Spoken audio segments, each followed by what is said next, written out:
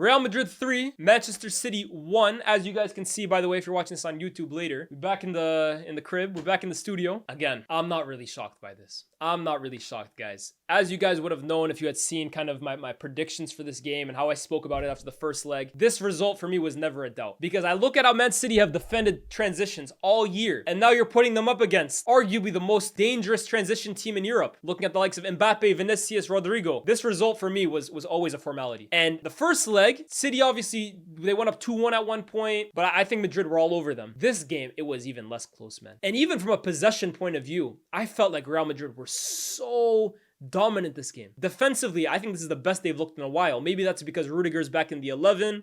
Tchouaméni is allowed to play in midfield. I thought Asensio was really good today. But this is a dominant performance from Real Madrid, and it's a statement from them as well, too. I think Real Madrid had a very difficult campaign this year. They've looked unconvincing at times. The Mbappe experiment has taken a long time to get gelling.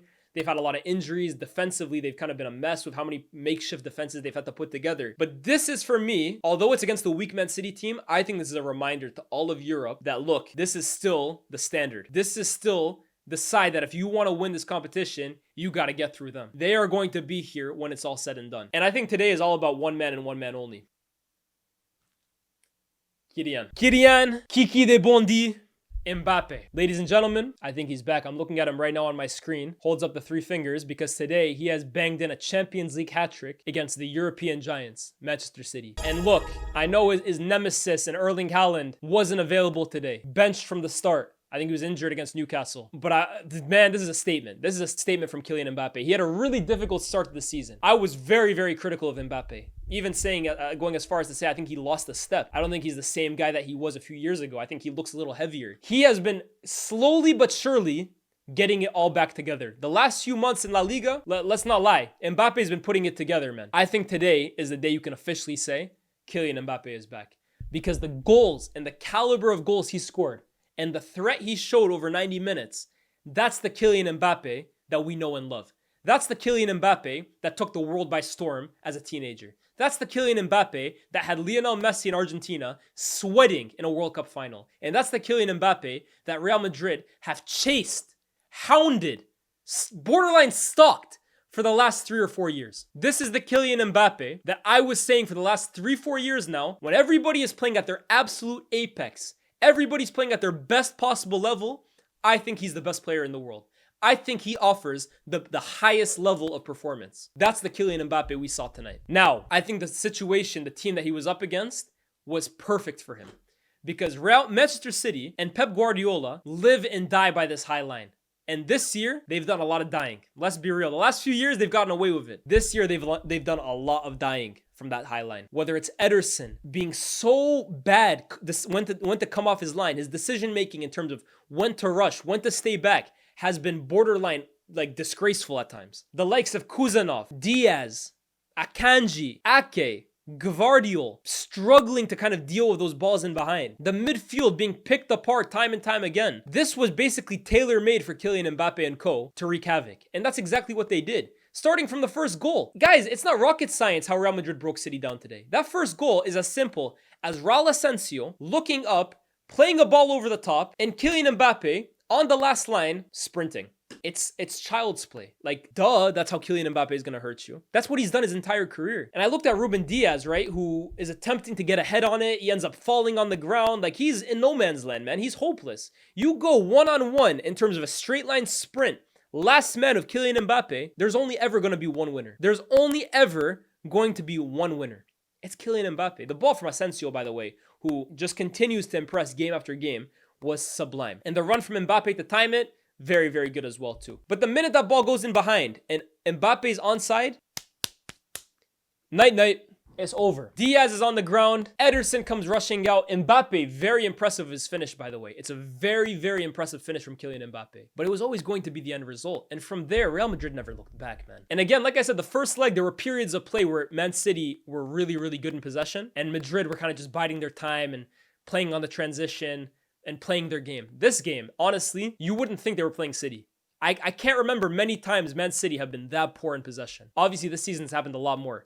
But this game, they couldn't get a hold of it, man. Honestly, Madrid ran rings around them. The second goal from Kylian Mbappe, for me, that's vintage Kylian Mbappe. And that's the Mbappe that, in my opinion, the last few years really affirmed himself as the most devastating attacking player on the planet. And I think it's a side of his game that over the last 18 months, we weren't really seeing as much, especially that last year at PSG, where I felt that Luis Enrique completely transformed him into just like a box center forward. But Mbappe has lightning quick movements on the ball in terms of his dribbling. He's not like the smoothest dribbler, right? He's not Ronaldinho, for example, but he's got quick feet, like lightning feet when he gets them going. And I remember earlier times in the season against Connor Bradley, for example, in games in La Liga where he's trying to get stepovers off and defenders aren't even falling for it. Today, you look at his movement for the second goal in terms of receiving it, quickly chopping in and out, Guardiola goes sliding past him, and then that vintage near post finish that Mbappe has trademarked over the last few years. I'm thinking to myself, yeah, this is the Mbappe that we all wanted to see, man. This is the Mbappe that Real Madrid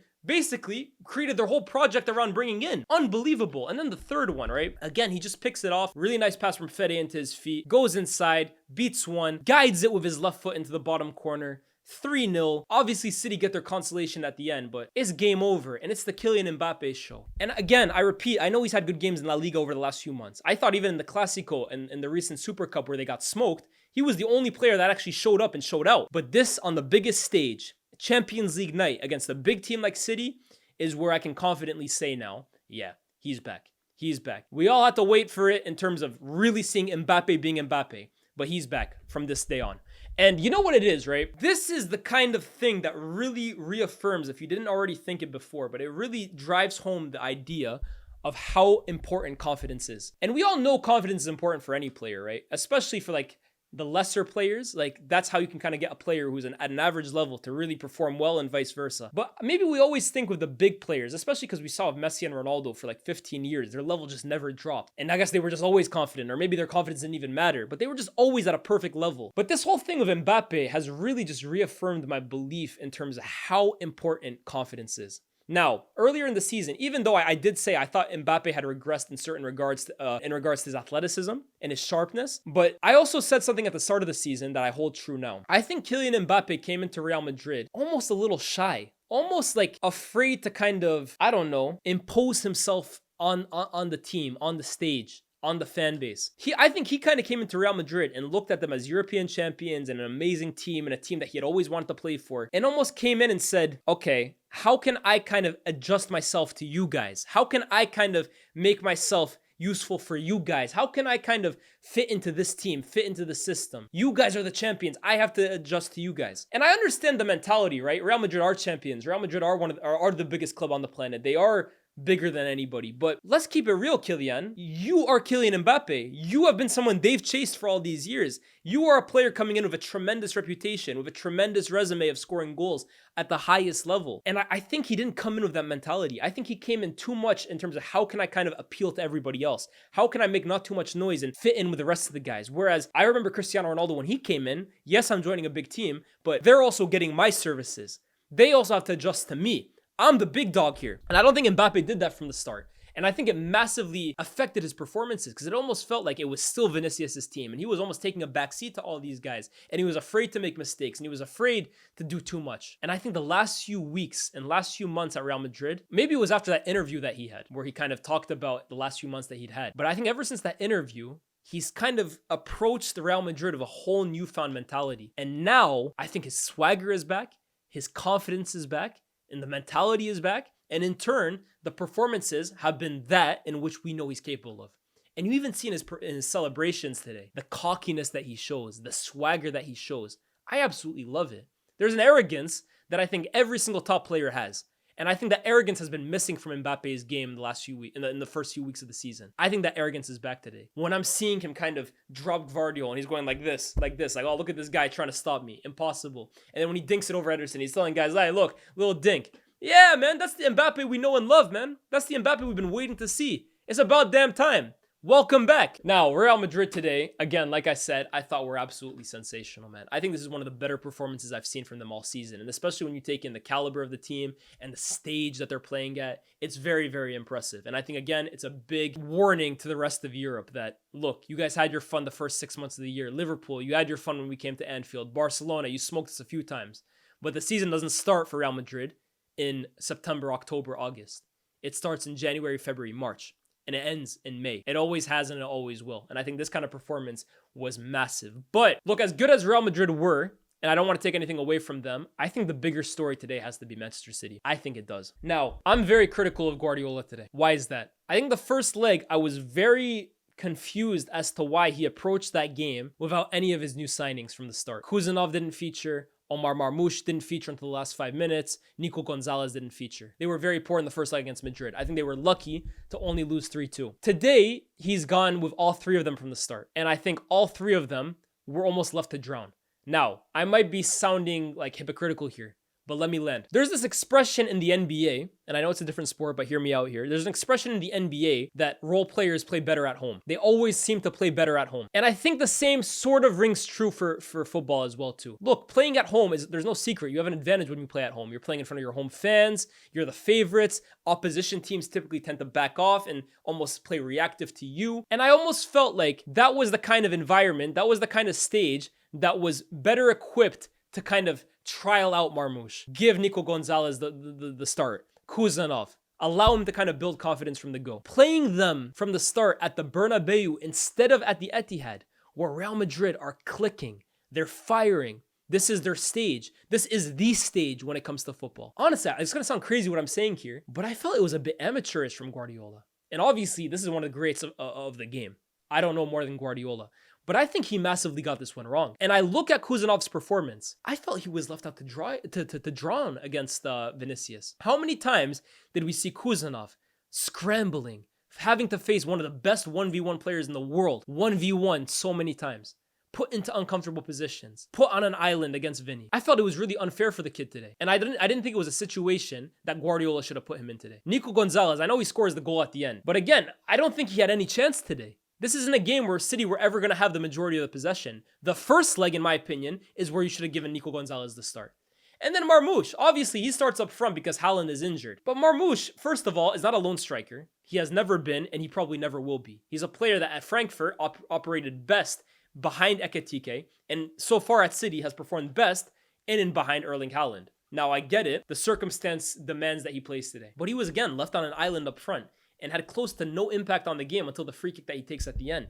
And again, I don't blame him. This is a tough stage to throw a new player in from the start. And I didn't think it was the right decision to kind of approach the game that way from Guardiola, man. I didn't think so whatsoever. I also didn't think it was the right approach to, again, play against Real Madrid and play that open and that high of a line. I thought, again, it was amateurish. And it's, again, where I go back to Guardiola and I think, this has to be the most stubborn manager I've ever seen in my life. Now, he's one of the best managers I've ever seen in my life. For some people, he is the best manager, and I could certainly hear the argument for it. But man, is he stubborn. Your team has been getting killed in transition, killed in attack all year long. Midfield has been a gaping hole. Defensively, you've conceded howlers. Your goalkeeper has been suspect at best. At some point, Pep, especially against a team of Madrid's quality, when are you going to kind of swallow your pride, accept that your way, which has been arguably, admittedly, so successful for 15 years plus, just isn't able to work with these players, and for the odd night at the Santiago Bernabeu, sacrifice your principles,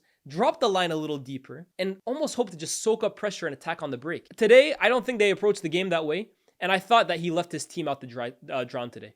I think it was the wrong approach from Guardiola, and I think today's result, that was the only result it was ever going to be. And I didn't think it had to be that one-sided. The first leg was bad.